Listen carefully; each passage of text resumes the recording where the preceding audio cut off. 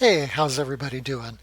This video is meant to provide you with a little bit of a tour through our course in Canvas to give you an orientation so that you will be able to navigate your way through the course successfully and find all of the information that you need. So let's get right to it. Okay, so what I've got here is the student view of our course in Canvas. So for most things, I'm able to view the course, as you would see it, as you're looking at it as a student. Although there are a couple of areas where, because it's not recognizing me as having a student email or student ID, I can't quite get into, but those are pretty minor. So for the most part, I can show you, pretty directly how things ought to flow and look to you in this course. All right, so if you've made it to this video, you've almost certainly started with the landing page, the course homepage, and scrolled down to some links that are provided here to get started. So any introductory material that you've not covered yet in terms of reading the syllabus, watching the video where I introduce myself to you all, writing your discussion post where you introduce yourself to the class, or really getting to work on the remainder of the introductory module, because all these other links are all part of the introductory module. So as you get started in this first week, if you're lost, go ahead and you can click on these links. Just some other notes here on this first page. You'll notice that in the right-hand column here, under To Do, any assignment that has been posted will show up over here and let you know the due date until you have submitted that assignment. So that's a real handy way of just looking at what's still on your plate at the moment in the course. Okay, over in the far left-hand column here, you can see, I want to point out in particular the inbox. This is going to be the preferred method for you to contact me in this course. So you can send me email through the course inbox. Also, you should be able to see at this point something called groups. And that is your study group that you've been assigned to for this course. And we're not going to do anything with the groups in the first week. I want you guys to get your bearings. You've got a fair amount to do this first week to really get going in the course. But second week, I'm going to have you start working with your group, really doing preparation in terms of studying and getting ready for the first exam and helping each other out with that. So be on the lookout for an announcement at the end of week 1 on that. But the groups tab over here that you should be able to see that's not quite visible for me, that will be your entry point for working with your group. Okay, and then this other left-hand column here, we have a number of different menu options that are going to be really critical for you navigating the course. Here we have the syllabus that lays out the purpose of the course, the calendar, the course policies. So please make sure that you have familiarized yourself with the syllabus so that you have a really good understanding of what this course is all about. The next link here is to our textbook. And that just leads you to a hyperlink that's going to connect you to OpenStax's website. So OpenStax, they are the consortium that operates out of Rice University in Texas that is really a pioneer in putting together high quality open access, meaning free textbooks. So a team of political scientists has worked on this textbook. It's been extensively peer reviewed, and I'm really happy with the quality of it. I think it's comparable to the private publishers that are out there. And I'm really thrilled about this because the cost of textbooks is ridiculous, has been ridiculous, for as long as I've been involved in higher education. And I'm so glad that we're finally moving to a point in time where we can offer free texts that are of a high quality to you all, so you guys don't have to spend an arm and a leg taking this class. So one way to get the textbook is by following this link here, and that'll allow you to download it. You can download it as a PDF. You can download an app on any of your mobile devices or your laptop, so that you can view it through the app. But I also want to point out that OpenStax has made a cartridge available in Canvas to be able to embed the textbook. So each chapter of the textbook is embedded within the module that correlates to that chapter.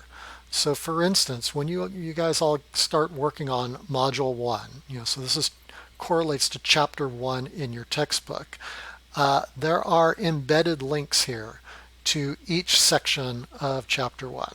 So starting off with, chapter 1, section 1, what is government? So you can just click on that link there, and it's going to open up that section of the textbook within Canvas. So you guys don't even need to leave the Canvas platform to be able to read your textbook. And even better than that, as you're reading, you can highlight. Oops, let's see. You should be able to highlight. I was able to highlight. Okay, so it's not recognizing me because I'm in student view. But you should be able to highlight and take notes within this embedded textbook in Canvas. Guys, let me know how that works for you. If you're not able to highlight, send me an email through the inbox and let me know. But you should be able to do highlighting and taking online notes that will be saved as you're working your way through the textbook within Canvas. Okay, so since I did click on the modules to introduce you to those embedded links to the textbook, let's just take a closer look at that. For me, I prefer to work through Canvas in modules. So modules are just chunks of our course material, and each module corresponds to a topic and a chapter in your textbook, other than the introductory module here that's meant to get you going in the class. But as you can see here, for the first week, I've posted for you to work on module 1, which is American Government and Civic Engagement, and module 2, the constitutions and its origins. And so each module, you're going to find a pretty similar flow. Every module is going to have an overview. So let's just click in on there real quick. And this is basically to get you guys ready, prepared for what to expect and what you're going to be needing to work on in the module, and what our goals really are at what's the end point. What do we want you to learn in each module? So I list for each module the learning objectives. I also try to provide in condensed form the things that you're going to need to do in order to achieve those learning objectives, and what are going to be the assessments or the assignments. What are you going to need to do to show that you've mastered the material. So this is a good way to get an orientation on a module by module basis in the course. So please make sure that you always read the module overview. All right, just going back to where we were before. So you can see that every module begins with the links to your chapter reading after the overview. And then there are going to be a series of links. Some of the links are going to be having you watch lecture videos that I've posted that are meant to supplement and help to provide added depth and strengthen your comprehension of what you've just read in your chapter. You may also see posted articles that I've linked to outside sources on the web that relate to our current chapter and related in terms of current U.S. politics. And then I'll also will commonly post or embed outside videos. Some I like to call them guest lectures. When you start out in chapter 2, you'll see a couple of videos that I've embedded from Kip Hughes, who's a historian who has a number of different clips posted on YouTube, covering a lot of the same ground that your textbook reading covers and that I cover in my lecture videos.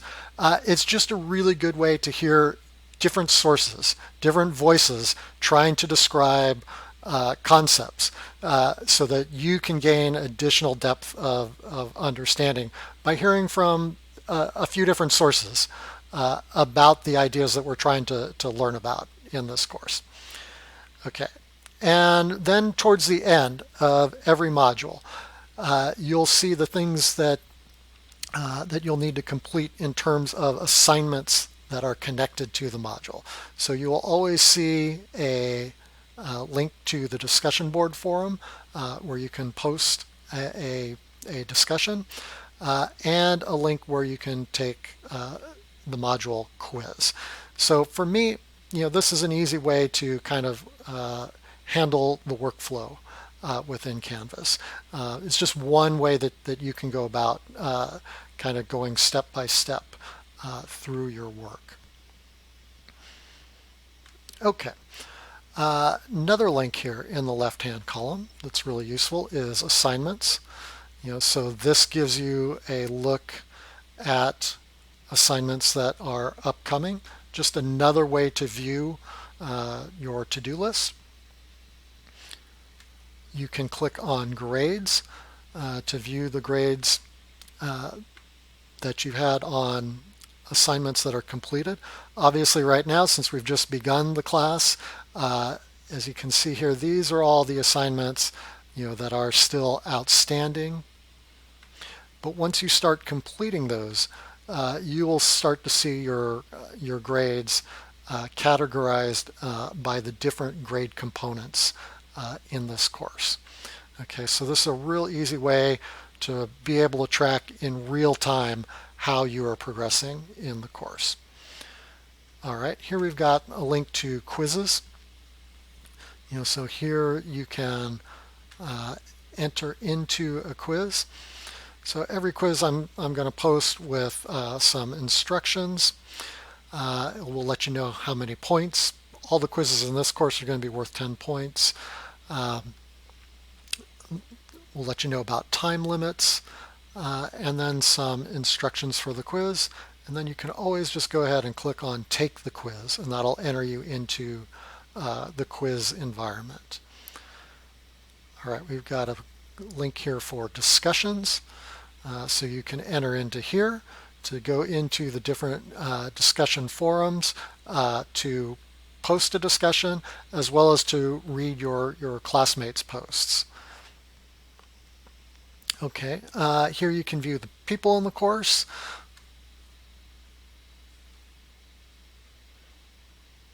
So this is one way that you can get into your study groups, although it's certainly not the most direct way. I would always recommend the groups link that you'll find over here on the far left, but this is another way to access your group as well. And once we get started on the group work, you will be able to use the collaborations link to collaborate with your group mates. Okay, this link is to Flipgrid. So this will allow you to enter into the Flipgrid assignments. So you can see right here we've got our first topic posted in Flipgrid. So you can view my video introducing you to that first Flipgrid assignment. And then all you need to do is click on this little icon here, and you can record your response. So you don't even need to have the Flipgrid app. You don't need to leave Canvas in order to do the Flipgrid assignments, although that is a possibility if you like. but for simplicity's sake, you can do your Flipgrid assignments from within Canvas. All right, here we've got the Confer Zoom link. That would be one way to get into our live class meetings. Just want to reiterate, our class meetings are optional because this is an asynchronous class. So you're going to be able to do your work in this class on your own time.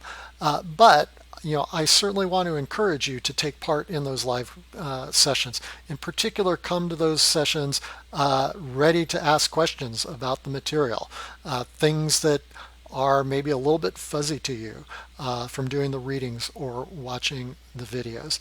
And I'm going to send out invitation links for all of our class meetings through course announcements. So that's going to be another way, that's going to be the primary way that you're going to get into those virtual class meetings. I should note, since I've brought up the idea of announcements, you will also see near the top of this menu column here an option called announcements. I just noticed that it is not visible now because I've not yet posted the first announcement in the class. But by the time you're viewing this video, announcements should be live. So please be sure to check in on the course announcements that keep you updated as to what's going on in the course. So I will be posting those pretty regularly. Okay, and then finally, just a couple things I want to highlight for you are tutoring services. If you need a little extra help in the class, again, I think it's always a great idea, to use your peers, your classmates, to ask questions, bounce ideas off of, work together to try to learn the material. Use me as a resource. Don't hesitate to contact me to participate in our live Confer Zoom class meetings as a way to try to learn the material better. But additionally, the tutoring services that are available to you are an excellent way to have yet another voice, another way of explaining material to you that can hopefully help things click for you. And there are two tutoring services that are available. The first is the ASC, so that's internal through Mission College, and then NetTutor is a third-party tutoring service that Mission College has contracted with. So if you click on either of those links, you can look for current schedules for political science tutoring. And this weekend I did check, and both of those sources currently do have pretty regularly scheduled political science tutors available. So please, if you need some extra help in this class, consider using that resource. Okay, I think that's most of what you need to know to get started and work your way through this course in Canvas. I'm sure I've left things out, and there are probably going to be stumbling blocks that you all might run into as you work your way through the course. If that happens, please contact me. Let me know any trouble that you're running into, and I'll be happy to explain and help troubleshoot with you. All right, everybody, I'm looking forward to getting to know you all and working with you this semester and learning more about American politics with you all. All right, take care and have a great first week of summer session.